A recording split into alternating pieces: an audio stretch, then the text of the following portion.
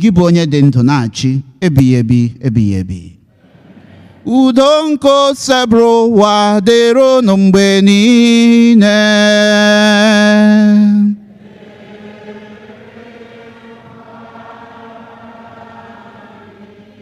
Nyerịtanụ onwe unu ekele nke udo.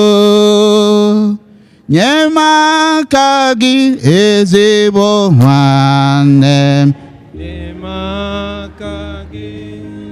Aka gị ezigbo. Kelee sista gị ezigbo nwanne.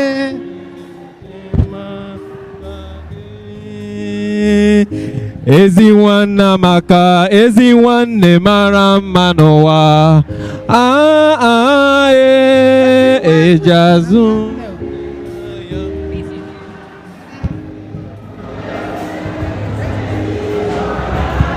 Amen.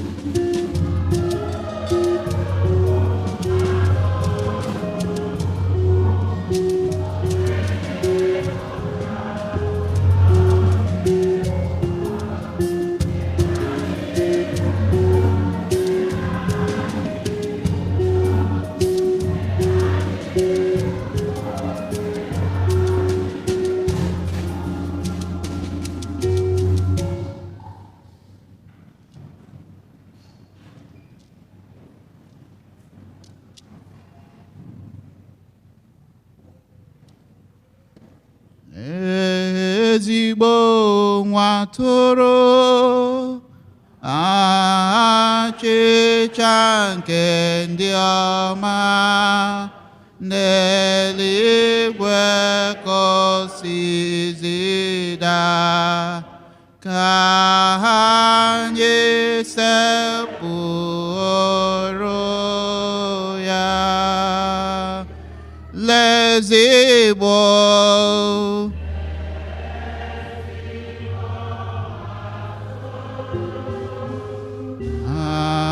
achịcha nke ndị ọma, n'eluigwe ka o si zida, anyị sekpụrụ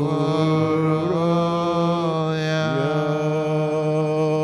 Lee nwa atụrụ nke Chukwu. Lee di nwe anyị Jesu Kristi, onye na-ekpochapụ njọ nke ụwa. Ọ bụ ya bụ ọbata ụla dị mma, echeta obi esi ike, olori ihe bịara ilo anyị, ike ka ike, mgbọrọgwụ na-arụ ọgwụ. Ọ bụ ya bụ Chukwu, onye ahụ bịara ka anyị wee nwee ndụ. Ha bụ ndị a gọziri agọzi, bụ ndị a kpọrọ n'oriri nke nwa atụrụ Chineke.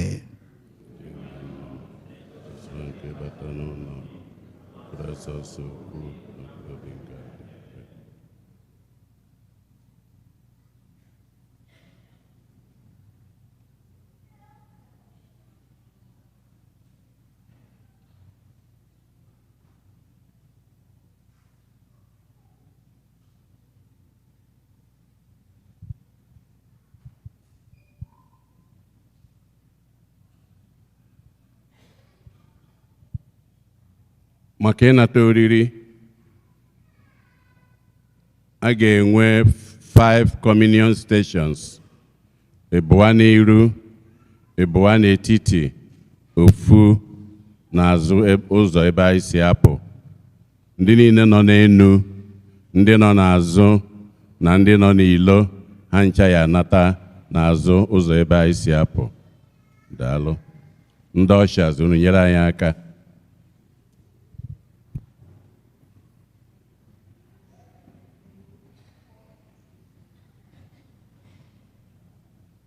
Number 480. 480.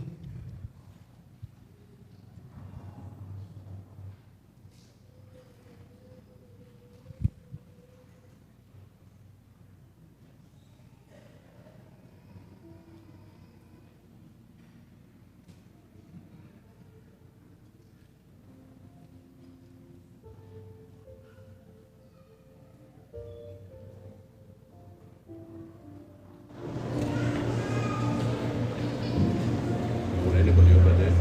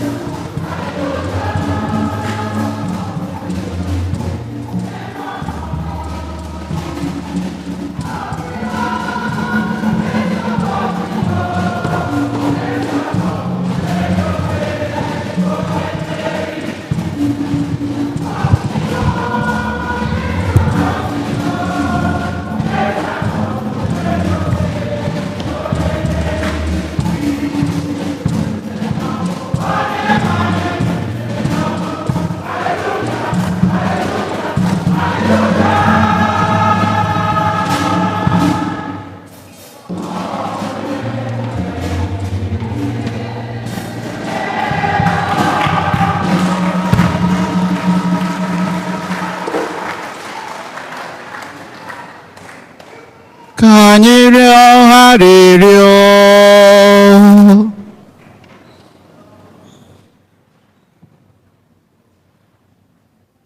Chineke pụrụ ime ihe niile, nna dị ebighị ebi, ịkwado anyị maka ndụ ebighị ebi n'ime mbilite n'ọnwụ nke Kristi. Biko mụbaa n'ime anyị mkpụrụ ọgbụgba ndụ nke mbilite n'ọnwụ, hụnyekwa n'ime obi anyị ike sitere na nri nke nzọpụta anyị riri site na Kristi onye nwe anyị.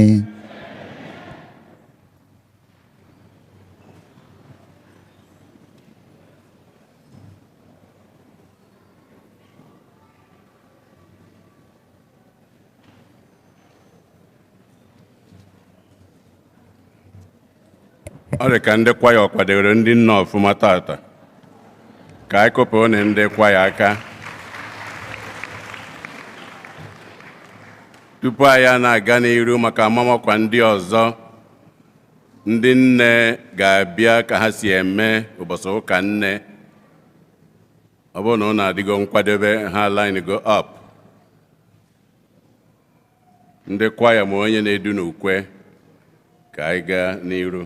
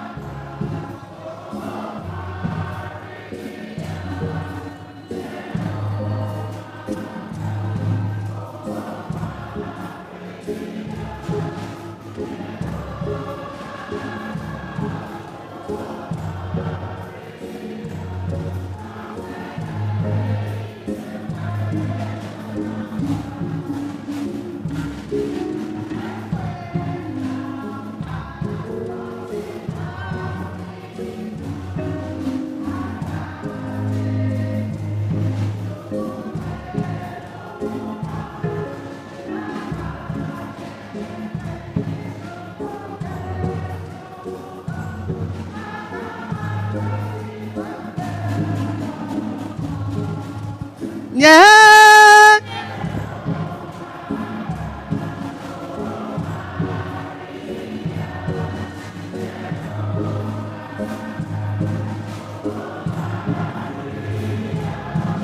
Hello, Maga, oh Maria,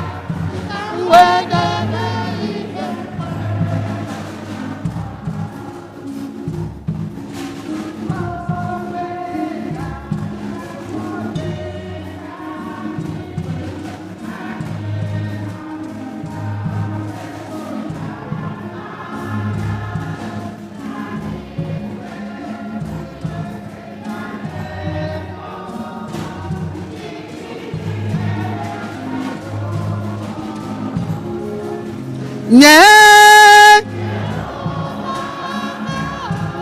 Oh, Maria,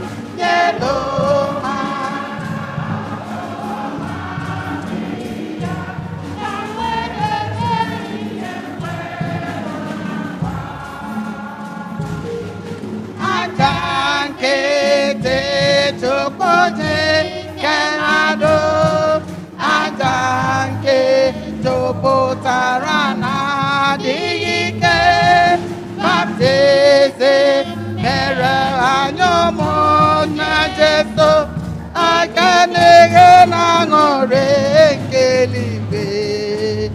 Nyere m aka, o Maria, nyere m aka, o Maria, nyere m aka, o Maria, na ife nkwero na nkwa.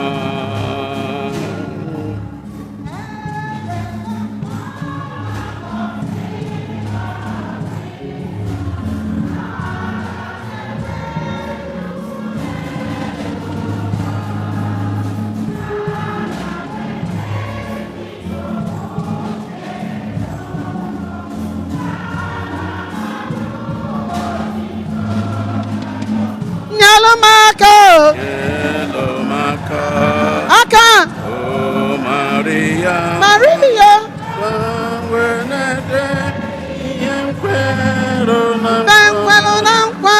Nyere m aka, Aka o Maria, wenete ihe nkwero na nkwa.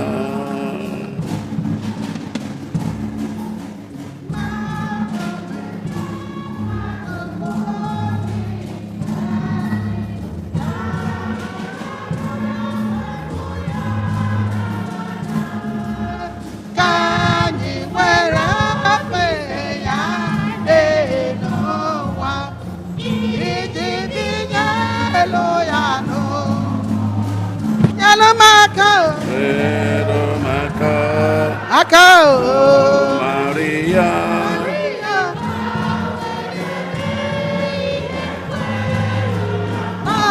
na nkwa aka.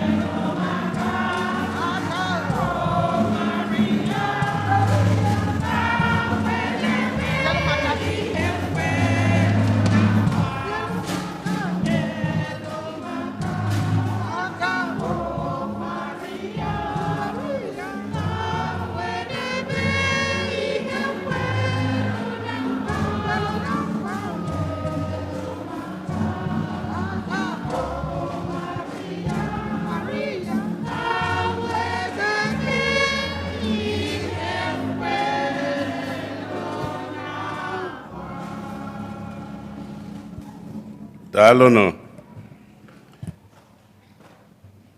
Young adult youth choir, after Mass, you wait, you have a little practice, or whatever you read after Mass, wait, and the person in charge will see to that.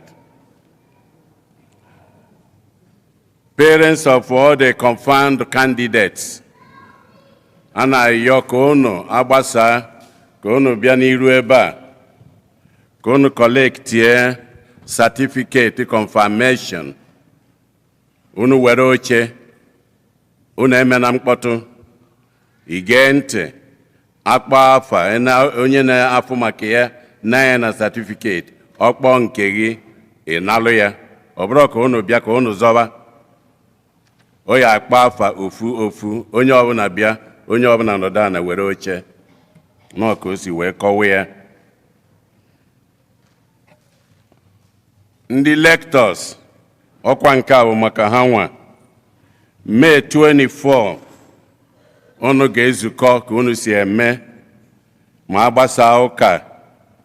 Ndị lector niile ma ochie ma ọfụ, ọ bụrụ na ha abịaghị as a lector, ihe ọ pụtara bụ na iji aka gị gụpụ onwe gị maka ya. Anyị na-elotekwa ikusa nke a na-akwado nke ga-abụ n'ọnwa June. Ọ bụrụ na ga-adịbeghị nkwado ya niile, ga-agbabeghị tiketi ma broshuọ na ihe ndị ọzọ ka ịgba họteelụ ka ịgba mbọ hụ na imejupụtara ya. Inwe ajụjụ efu ndị na-afụ maka ya, onye isi ndị nne na onye isi ndị nna. Kadinal Ọkpalaeke nke Nigeria ga-anọ ebe a, ọ ga-aka ụka ebe a na May 31st. Ọ ga-akara anyị ụka, so ọ bụ nnukwu mmadụ na-afa ụka. Ofu kadinal bụ onye nke anyị nwegoro n'ọtụtụ bụ Arinze mgbe ọ bịara ebe a 2003. So nke a na-abịakwa kịta. So ọ ya bụ ụbọchị May 31st 12 o'clock mass. Ọ bụ ya ga-aka ya. Ọ ga-adị mma ka anyị niile jupụta ebe a n'ụwa. Ndị na-ahụ ihe gbasara maka ya, maka ọbịbịa ya, etu e esi were nabata ya, asị ka mme ka ụnụ ghọta duto tata bụ ụka nne ọgbakọ ụnụ ama adị ma agbasaa. Ọ dị nka sị na unu ya emezi ya virtual ebe Tọzdee na-abịanụ. Mwere oghere anụnwa were na-amụ ọkwa ofu onye otu anyị ụbọchị Ista. Ọ nọ n'iru ebe a ya na nwunye ya. Nwunye ya anọghị ebe a tata, ọ bụ maka na di ya rapụ. Ọ bụ Matu Achilefu rapụ. Nwunye ya bụ Caroline Achilefu. Ọ rapụrụ ụbọchị Tọzdee anụnwa nke nwanne nya. Ọkwa ya ka ọ sị asị m ma anya etu a ọ bịanwuzie ụka, ọ ka abịa tata mana ọ sị mbanụ na ọ bụ ụbọchị ụka ọzọ ya nwere ike ịbịanwuzi. Ndị amara onye a na-ekwu, ọ na-afụzi ya nwunye ya. Matu Achilefu o zuru ezu ebe a, ọ na-abịa ụka from St. Cecilia to here. Nwunye ya ma ndị otu nne ma ndị otu nna, ebe ọbụla akpa n'aka ọ na ya.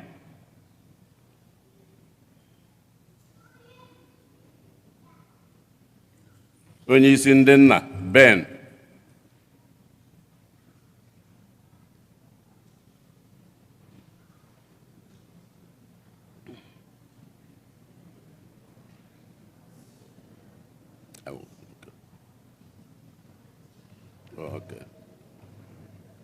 onye isi ndị nna Ben na onye isi ndị nne Angela Ofegbu. Oke nke ya nke a ya ebuko elu na onye ya eme ikpeazụ ime ihe o merezie mechie everything.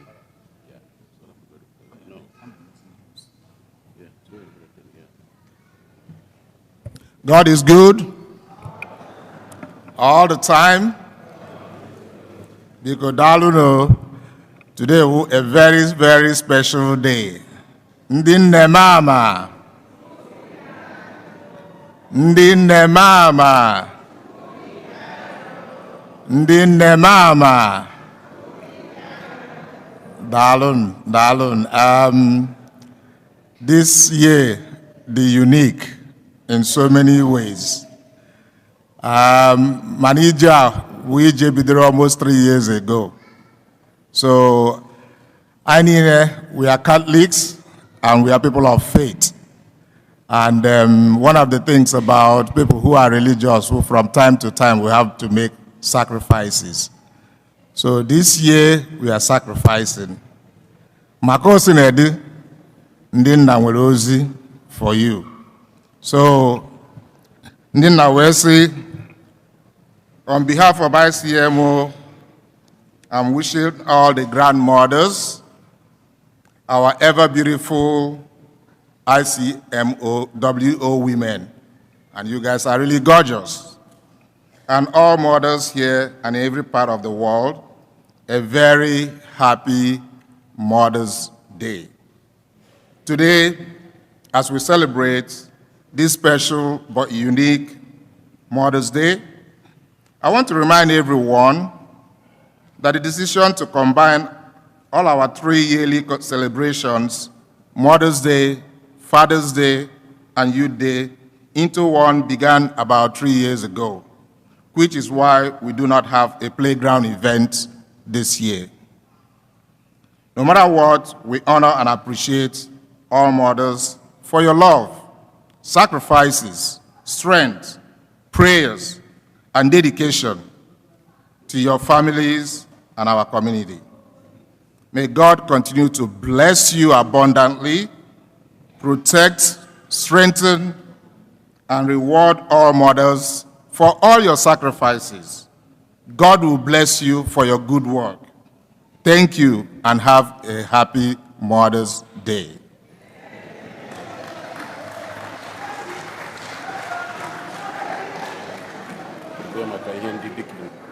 Then the second one, Bo Anya, our brother OC, and Chair Deacon, June 6th, 2026. So we are just short of a month, a few days away from a month. And I had him sure on your brand and when Kwadobe. Ma Ijiguno, Ono Maranai Bido, some kind of collection. Because after me use this opportunity, come to Lego subscribe go for the brochure. Monday go the investments, Monday donate through any money. God will bless you and replenish your purse. However, this week we were lucky. Onion produced right the magazine, the brochure gave us an extension which will elapse on the 16th of this month. So Biko, if you have not subscribed or if you want to donate, please do so. I can wear up to the 16th. And Biko, if you have subscribed, make your picture and your write-ups available ASAP. Dr. Scholar Ogamaka is always, she's there to collect everything. Okay? Chukwu gozie onye ọbụla. Thank you and happy Mother's Day. Ndineo.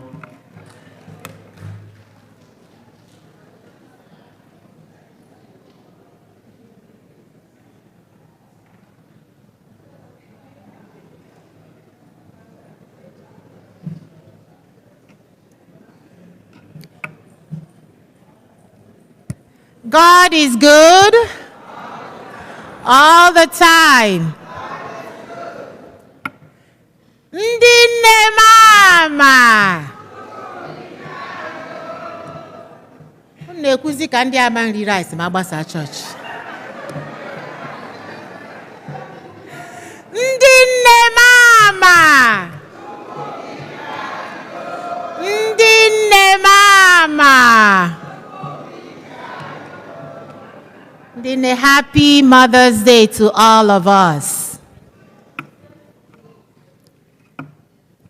As our tradition has been for so many years, we will recognize our members who have served as mothers and wives and endured the trials and tribulations of that vocation for many years.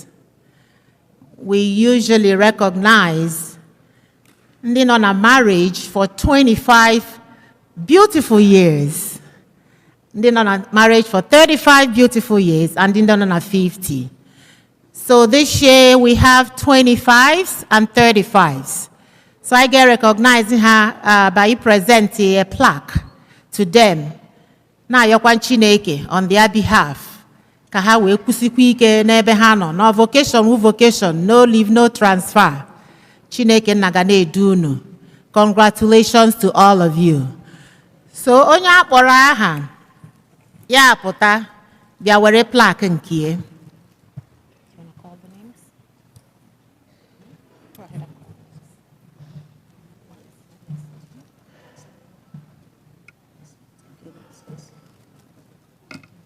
Lolo Chinyere Juliet Lemowa. 35 years of marriage. Oh, 25 years. 25 years, I'm sorry.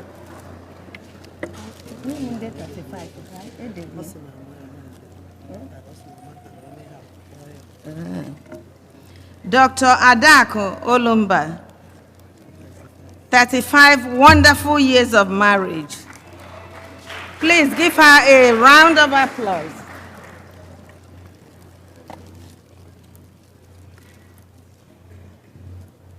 Lady Ngozi Akubilo, 35 wonderful years of marriage.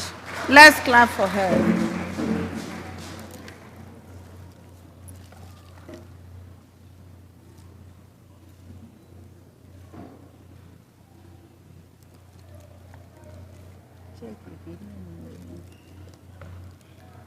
Lolo Ngozi Ogoke, 35 wonderful years of marriage. Let's clap for her.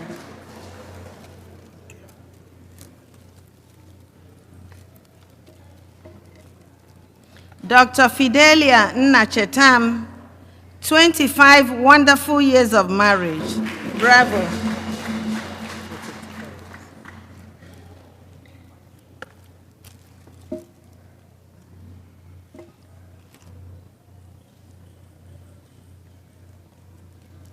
Mrs. Rosalind Ekwutose Annie, 25 wonderful years of marriage. Congratulations.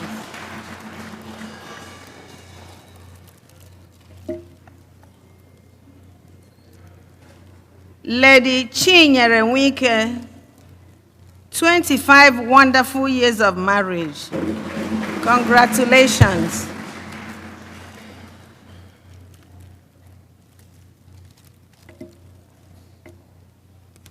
Mrs. Ngozi Ofiabulu, 25 wonderful years of marriage. Congratulations.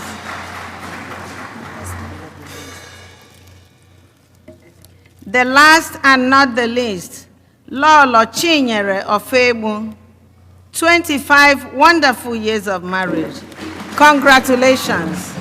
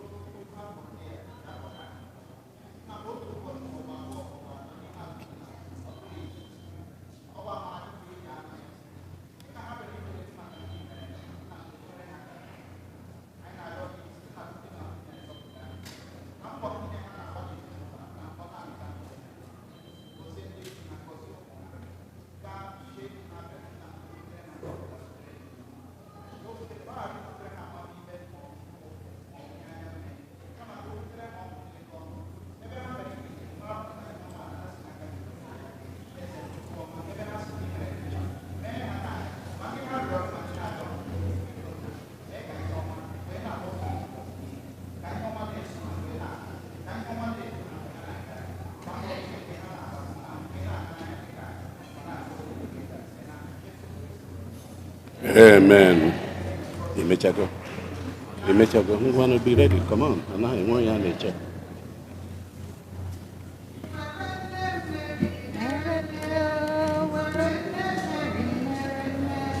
Iwere nne Mary mere nne ọ ga-eji gị mere nwa. Were nne Mary were ya were nne Mary were ya nne Mary mere mama ọ ga-eji gị. Agami were nne Mary mere nne were nne Mary mere nne. I were nne Mary mere mama ọ ga-eji gị mere nwa. Were nne were ya were nne were ya were nne mere mama ọ ga-eji gị mere nwa. Okay. Yeah. Biko, we have one more thing to do. Our tradition usually is when we go outside to celebrate, we present this little token to our priests and our sisters who keep serving St. Eugene. So, I made the opportunity to the father what we have for them. These sisters, because of interest of time, I put a new envelope. Only is the Father Judy Mobi. Father, thank you so much for shepherding our parish. I need you serve God's people. Onye ọzọ wo Father Mbata. Father Mbata kara anyị ụka. Father, who's up here? Continue kwa na we familiar face. I na-ekele gị ndị nne si gị daalụ. Thank you. Father Onukufo. Thank you so much, Father. Just like Father Mbata, I walk on your bianga. People go say, you know, Dugi. The next person will Father Marco. Father Marco. Hey. Thank you, Father. So glad you were able to make it. Thank you so much. Yes,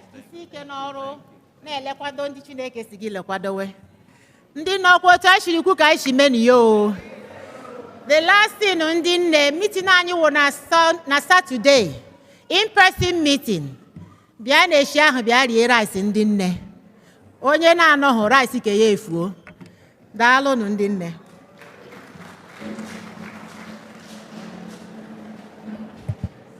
Ndinne mama. Ndinne mama. Ikadro kono. Ndinne mama. Dalo. Anyị na-ekenesi unu ike. Unu niile bụ yoyo. Unu niile bụ sọ mma. Onye na-ebeku anya mgbe a na-agbagota. O nwere ndị nke m nyere aka kpọrọ akwa ha n'aka ka ha were gbagote. Ndị dị etu anụnwa so biko agbasa ndị dị ha n'ebe anụnwa unu gba mbọ hụ na unu nyere ha aka ka ha were ganwuo ije. Maka inebe anya mgbe anyị na-etonite o nwere nke a na-akpọ gịnị cross no gota. Ọnya ka m fụrụ tata. Ọ tọka. Ọ dị mma anyị wee na-aga. Ndị nna lotanu na unu nwere emergency meeting na mgbede a virtual 6 p.m. ka nsi wee ghọta 6 p.m. ka ọ ga-abụ this evening. Ọ ya meleghị ihe merenụ eji akpa anyị maka oku anụnwa. Ndị nna niile emergency meeting no exception. Mwelezi oghere anụnwa were na-amakwa ọkwa.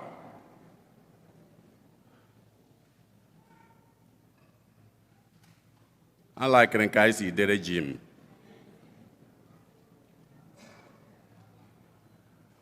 Onwe onye dotere mgbe anyị bịara ebe a. What year? 2008 ka anyị abịalụ hand anyị over officially anyị bido 2009 ọkwa ya. So no ihe ọ pụtara January 2009 and ka anyị bịakwara kedu onye na-achị anyị eri oge anwa Fada Umeobi arọ one ka ọ dị ruo from 2008 or 9 to now arọ one ka a nọgoro ebe a 18 years. Ọ ka unu wee fụ ụkọchukwu anyị Fada Jude Umeobi ọchịga anyị ọ chịpụtakwa na anyị ive o nwere ndị gbakwubara iru na-ene m anya ka o si wee dụ Archdiocese mere anyị ihe ọma wee rapụ ya eri oge anwa maka ha nwere iwu nke ha. Oge izu ọ na-abụbụ ofu fada nwere ike ịnọ nọrọ na parish ọ nọgide until achọọ ya afụghị eweta onye ọzọ abịa. Mana iwu ọhụrụ ka m si wee ghọta ọ bụ na m ekwuteghị ya ọfụma ha nọ ebe a ha kọwara m. Fada nọ arọ 6 ọ chọkwa enyekwa ya anọdụ arọ 6 ọ chọghị mana oru ha arọ 12 many a time onye ahụ ya eje ebe ọzọ mana arọ one ka nke anyị nọgoro ebe a ọ ka unu wee fụ. So Fada Jude Umeobi ga-arapụ anyị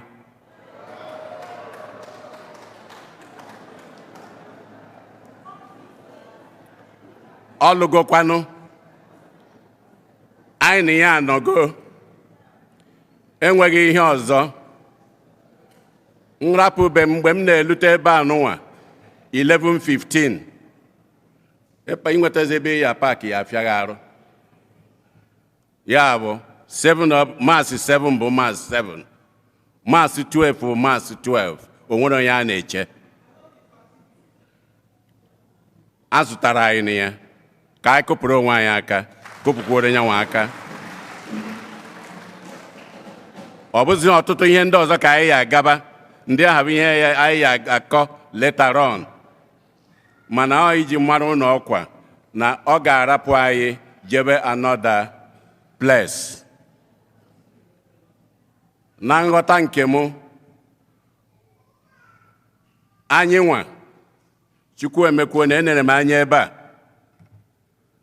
enwere St. Anselm nke dị na Vanessa anụnwa to Florence that junction there. Onye nọ ebe anwa ọ bụ nwanne anyị nwoke Fada Fidelis Omeakụ ọ nọ ebe akwụ. Ihe ọ pụtara ọ bụrụ na anyị nebekwuo anya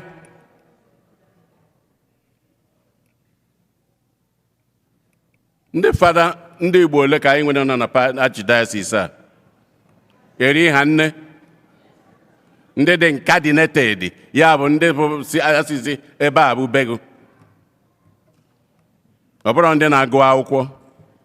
Nke izizi bụ ụmụ anyị ole a mụrụ ebe a bụ ndị chigoro fada. O nwere nke amaalụ enwere nke nọ na seminarị. So ihe ọpụtara anyị enwerekwanụ onwe onye otu anyị onye Afrịka ma ọ sị ka wegodu ndị fada anyị ndị ojii onwe onye bishọp na diocese a ebe anyị ka nọtere aka ya bụ parish anyị na St. Anselm ka ejikọtara ọnụ. Onye ga-achị anyị etu aka si kwuye tata etu o si wee doo bụ onye nwanne anyị nwoke Fada Omeakụ.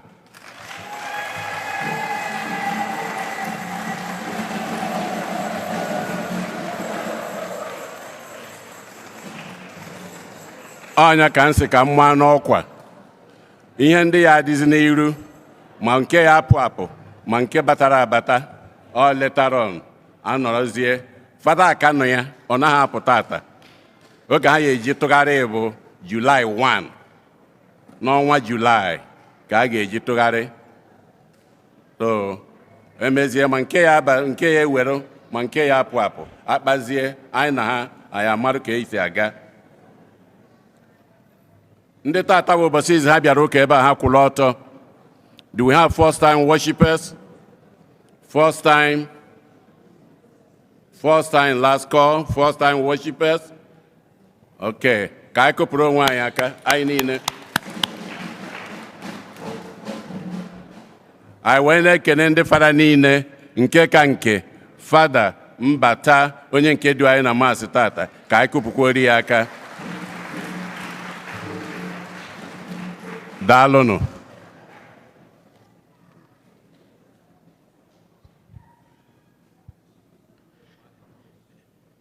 Ekele m unu niile, ka Chukwu gọzie anyị niile n'aha Jizọs. Onye nwe anyị nọnyere unu.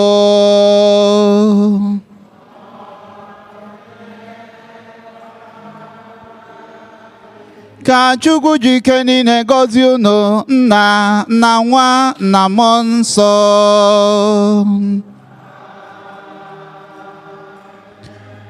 Misa gwụsịgo, ka anyị lawa n'udo.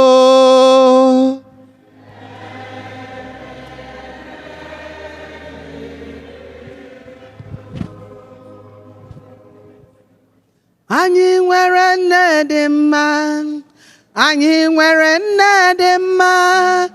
Anyị nwere nne dị mma. Nne dị mma, Virgin Maria.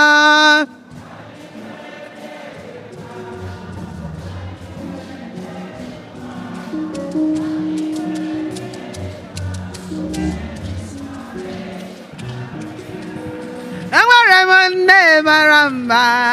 Enwere m nne mara mma. Anyị nwere nne dị mma. Nne dị mma, Virgin Maria. Happy Mother's Day. Thank you, my love. Nne mma nne obiọma. Nne congrats.